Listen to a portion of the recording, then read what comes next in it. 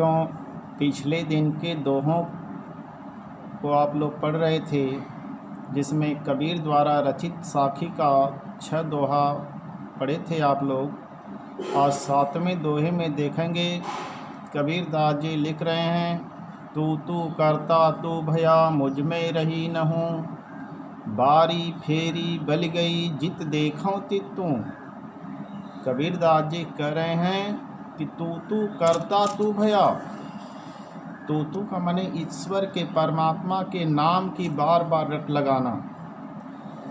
कबीर दास जी कह रहे हैं कि परमात्मा के, ईश्वर के नाम की बार बार रट लगाने के परिणाम स्वरूप तू भया माने उस ईश्वर की सत्ता, उस परमात्मा की सत्ता हमारे अंतस्थल में पूर्ण रूप से स्थापित हो गई।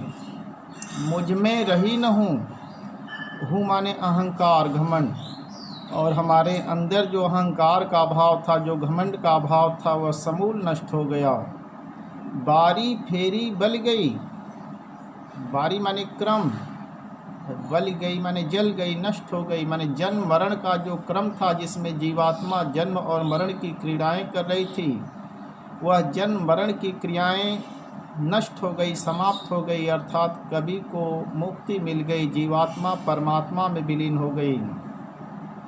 इसलिए कबीर दास जी कह रहे हैं कि बारी फेरी बल गई, जो मैं जन्म मरण के क्रम में बंधी हुई थी उससे मुक्त हो गई, और इस तरीके से जीवात्मा परमात्मा रूपी प्रियतम के उस विराट सागर में समाहित हो गई। इसलिए जित देखो तित तू। उसके बाद कह रहे हैं कि मैं जिधर देखती हूँ उधर तू दिखाई देता, अर्थात परमात्मा का ही दीदार होता है, परमात्मा का ही साक्षात्कार होता है। तो इस तरीके से प्रस्तुत दोहे में जीवात्मा परमात्मा में विलीन हो गई है, मोक्ष को प्राप्त हुई है, अमृत को प्राप्त हुई है। इसलिए कबीर दास जी कह रहे हैं कि तू करता तू भया। ईश्वर के नाम का बार बार स्मरण करने से ईश्वरी सत्ता हमारे अंतस्थल में पूर्ण रूप से स्थापित हो गई। मुझ में रही न हूँ, और हमारे अंदर जो अहंकार का भाव था वह अब नहीं रह गया, वह सदा के लिए समाप्त हो गया। बारी फेरी बल गई, और जो जन्म मरण के चक्र में जीवात्मा बंधी हुई थी उससे मुक्त होकर के उस परमात्मा रूपी सागर में जीवात्मा रूपी भूत समाहित हो जाती है। इसलिए करे जित देखूं तित तू। अब मैं जिधर भी दृष्टिपात करती हूँ, परमात्मा का वह विराट स्वरूप ही हमारे समक्ष दिखाई देता है। तो प्रस्तुत दोहे में जीवात्मा को मुक्ति की प्राप्ति हुई है।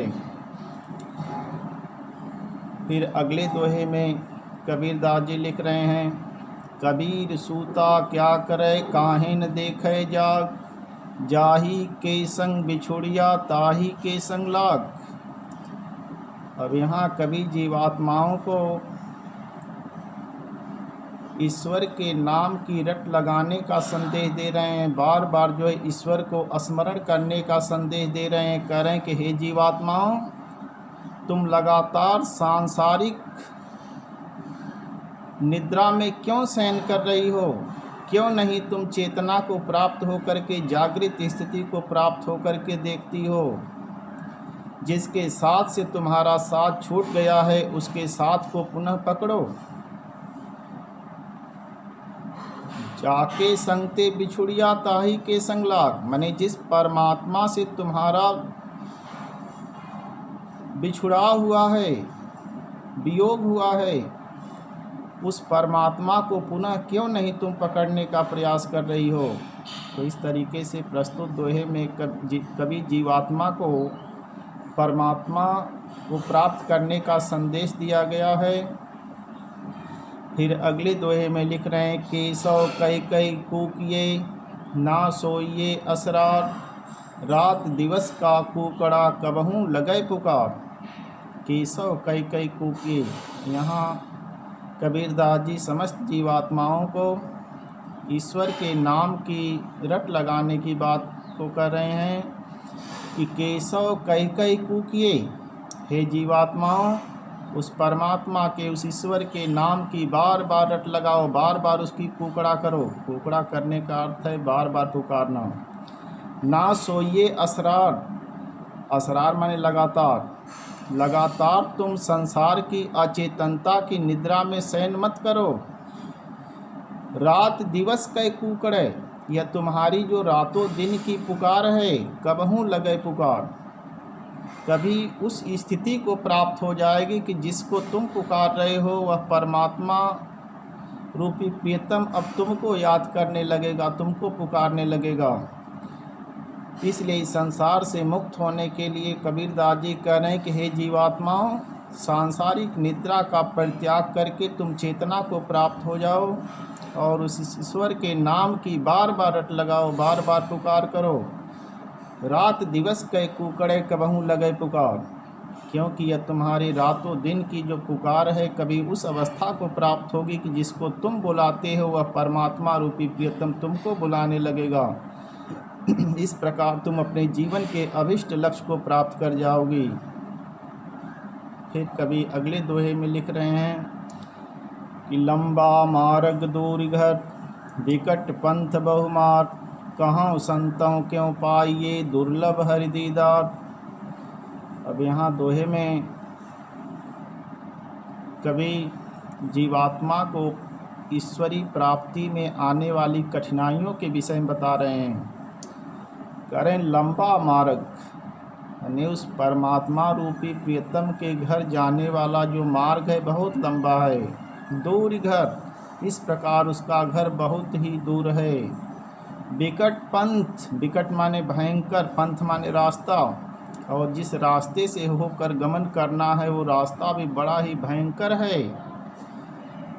कहाँ संतों क्यों पाइए दुर्लभ हरि दीदार। इसलिए कबीरदास जी कह रहे हैं कि हे संतो भाई, भला आप ही बताइए कि ईश्वर के दुर्लभ माने कठिनाई से प्राप्त होने वाले दीदार माने दर्शन को कैसे पाया जा सकता है।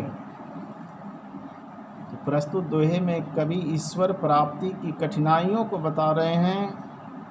कह रहे हैं लंबा मार्ग दुर्घर, यानी उस परमात्मा के घर जाने वाला जो मार्ग है वह बड़ा ही लंबा है और उसका घर इस प्रकार बहुत ही दूर है। विकट पंथ, और जिस राह से गमन करना है वह राह भी बड़ी भयंकर है। कहाँ संतों क्यों पाइए दुर्लभ हरि दीदार। हे संतो भाई, भला आप ही बताइए कि ईश्वर के इस कठिनाई से प्राप्त होने वाले दर्शन को कैसे प्राप्त किया जा सकता है। तो इस तरीके से कवि ईश्वर प्राप्ति में आने वाली कठिनाइयों के विषय में विवेचना कर रहे हैं। फिर आगे लिख रहे हैं यहु तन जारो मस करो, लिखो राम का नाम, लेखड़ी करो करंक की, लिख लिख राम पठाओ। अब इस दोहे में जीवात्मा परमात्मा रूपी प्रियतम को पाने की प्रबल चेष्टा कर रही है, उसके वियोग से तड़प रही है। इसलिए जीवात्मा कर रही है कि यहु तन जारो मस करो, यानी परमात्मा रूपी प्रियतम की वियोग की व्यथाएं अब जीवात्मा को सहन नहीं होती है। इसलिए वह उसकी प्राप्ति में अपने अंतिम विकल्प को स्वीकार करते हुए अपने शरीर को जला करके राख बनाने की बात कर रही है कि यह तन जारो मस करो। जीवात्मा कह रही कि हे परमात्मा रूपी प्रियतम, अब तुम्हारे प्राप्ति का एकमात्र साधन हमारे सामने शेष बचा हुआ है कि मैं अपने इस शरीर को जलाकर इसकी राख बना दूं। यौतन जारो मस करो, मस माने स्याही, कह रहे हैं कि अपने इस शरीर को जलाकर इसकी राख की मैं स्याही बना दूं। लिखाओ राम का नाम, और तुम्हारे नाम की पत्री लिख लिख करके तुम्हारी सेवा में प्रेषित करूं। लेखड़ी करूं करंक की, लेखड़ी माने लेखनी, करंक माने अस्थिपंजर, हड्डियों का ढांचा, और अपने शरीर के अस्थिपंजरों की लेखनी बना करके तुम्हारे नाम को लिख लिख करके यह पत्री तुम्हारे सेवा में प्रेषित करूँगी। हो सकता है हमारे इस कार्य से तुम प्रसन्न हो करके अपने दीदार करा दो, अपना दर्शन करा दो। लेखड़ी करूँ करंक की, लिख लिख राम पठाओ।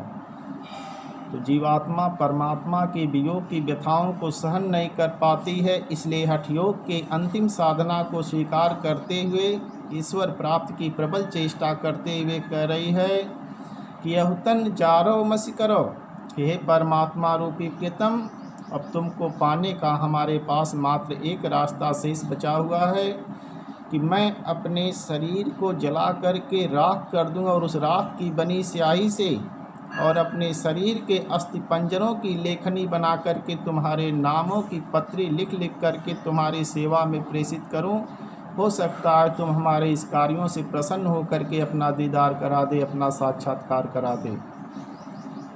तो इस तरीके से दोहा में जीवात्मा परमात्मा को पाने की प्रबल चेष्टा प्रस्तुत करती है। फिर अगले दोहे में लिख रहे हैं, कै बिरहिन को मीच दे, कै आपा दिखलाए, 8 पहर का दाझड़ा मोपै सहा न जाए। अगले दोहे में जीवात्मा परमात्मा को पाने के लिए तड़प रही है, इसलिए कह रहे कि हे परमात्मा रूपी प्रियतम, कै बिरहिन को मीच दे, मीच माने मृत्यु, या तो अपनी इस बिरहणी जीवात्मा को मृत्यु दे दे, कै आपा दिखलाए, या तो अपने आपा स्वरूप को दिख रहा माने दिखा दे, साक्षात्कार करा दे। 8 पहर का दाझड़ा, क्योंकि 8 पहर का 24 घंटा का दाझड़ा माने दग्ध होना, जलना, मोपै माने मुझसे सहा न जा, सहन नहीं होता है। जीवात्मा कर रही कि हे परमात्मा रूपी प्रियतम, या तो अपने इस बिरहणी जीवात्मा को मृत्यु दे दे, कै आपा दिखला, या तो अपने स्वरूप का दीदार करा दे। 8 पहर का दाझड़ा मोपै सहा न जा, क्योंकि 8 पहर का 24 घंटे का तुम्हारी वियोग की व्यथाओं में दग्ध होना अब मुझसे सहन नहीं होता है। कै आपा दिखला, या तो अपने दर्शन को करा दे, क्योंकि अब इस वियोग की ज्वाला में सतत जलना मुझसे सहन नहीं होता है। धन्यवाद।